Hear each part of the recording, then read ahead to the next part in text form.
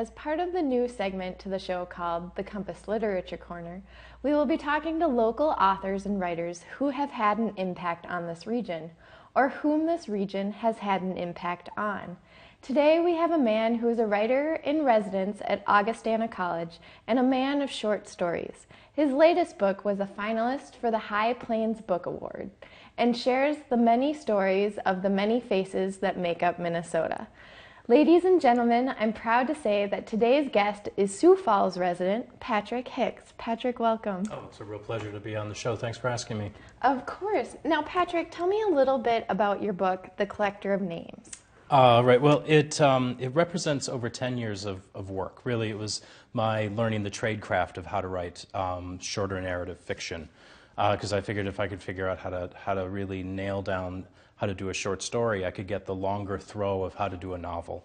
And I'm a novelist now, but without cutting my teeth on these stories that took me about 10 years to write, there's no way I could write the long narratives that I'm used to doing now.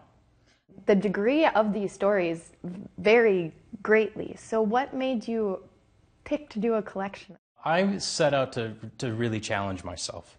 So I could write from the perspective of a male narrator very, very easily, but I wanted to expand my scope and my tradecraft, really. So a number of these short stories take place, in the mind of a female protagonist. Mm-hmm. And there are a couple of occasions where one story in particular called Burn Unit, it's set in a burn unit because I realized I'd never read a short story that's set in a burn unit. Mm-hmm. So I thought, well, that could be interesting. So I did some research. I actually went to the burn unit in Sioux Falls, South Dakota, and I was able to shadow a nurse around for a day. And then I went to talk to the fire chief in Sioux Falls, and the story just organically came from that.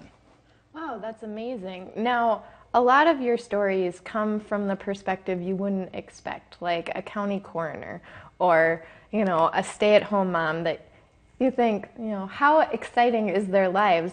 But clearly what you create for them is exciting. So how did you think by varying the perspectives, how your audience would react?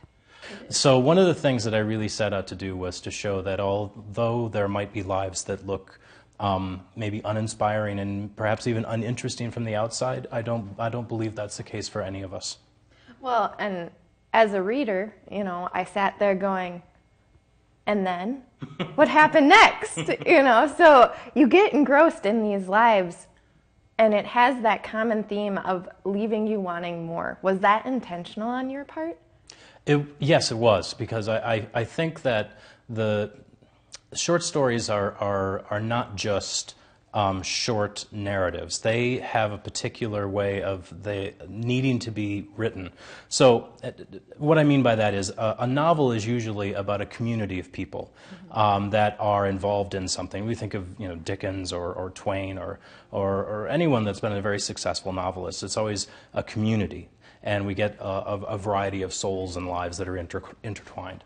Short stories aren't like that at all. Short stories focus on one life in a very brief flash of time.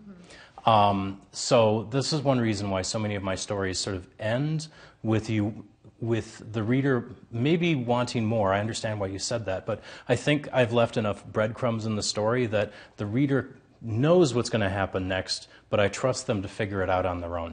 Or imagine what's going to happen next. Yeah. So each story, was there a theme that it had to have in order to be a part of this collection?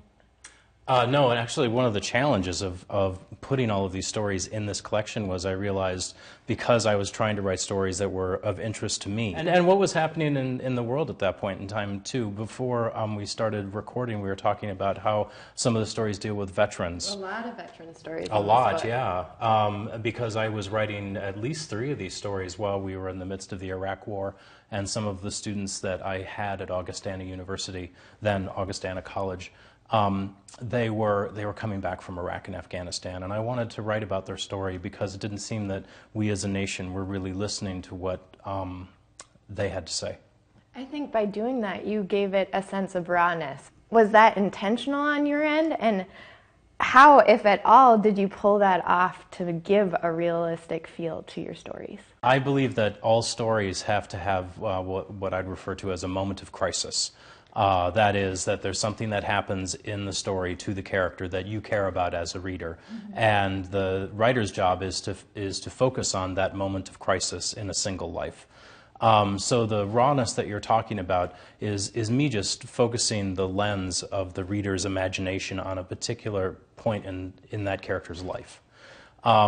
And sometimes the stories that inspired me, like the very first story in this collection, 57 Gatwick, is inspired by Pan Am 103 blowing up over Lockerbie, Scotland. So the rawness that's in my particular short story, which is set here in Minnesota, is based on actual fact that happened in Scotland, and I just changed the setting. Wonderful.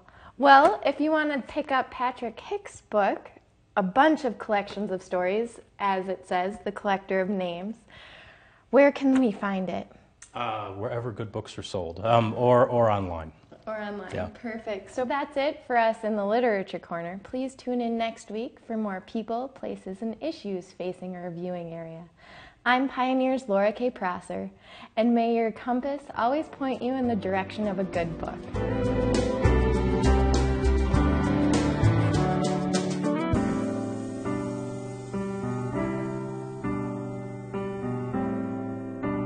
Major support for Compass is provided by the ongoing support of the Leo P. Flynn Estate of Millbank, South Dakota. Additional support is provided by the Southwest Minnesota Private Industry Council, promoting Southwest Minnesota as a place rich with opportunity. Come for the jobs, stay for the lifestyle. More information at swmnpic.org.